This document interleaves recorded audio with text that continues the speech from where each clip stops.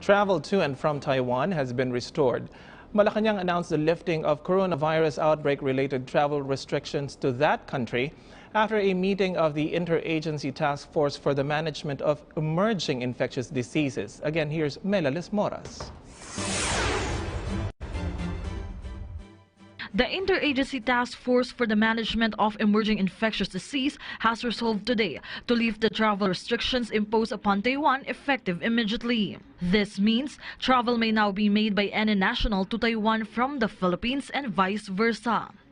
In an emergency briefing tonight at the Malacanang Palace, Health Secretary Francisco Duque III, Tourism Secretary Bernadette Romulo Puyat, and Communications Secretary Martin Andanar faced the media to explain this move of the government. According to Secretary Duque, the lifting of travel restriction is mainly because Taiwan's protocols provide reliable assurance that sufficient measures are in place to effectively prevent potential carriers of the disease from entering or departing Taiwan. He added the country's warning of possible retaliatory measures was not a factor in their decision. Yung amin is purely on public health, public safety, and of course the need to see whether there is a threat or increased risk.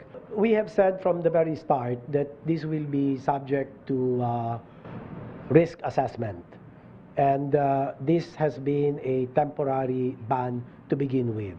So there has never been any decision of the IATF that has been cast in stone. So we continue with the same pact of subjecting the issue of travel restrictions or bans to periodic assessment. For the tourism sector, Secretary Puyat said this move is very crucial.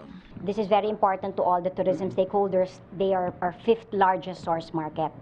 And marami ring nagtatransit via Taiwan. And as we discussed earlier, stricter protocols were imposed by Taiwan.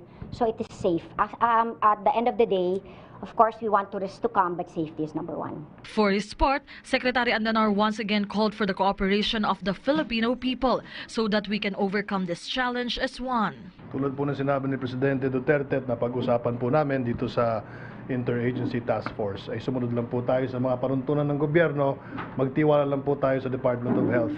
At nung sa ganun ay hindi po tayo magagulo, hindi po tayo magpanik, wag po natin hayaan ng ang mga maling impormasyon na kumalat sa ating lipunan, magtulungan po tayo. Meanwhile, in a statement, the Taipei Economic and Cultural Office in the Philippines immediately welcomes the announcement made by the Philippine government to remove Taiwan from the travel ban.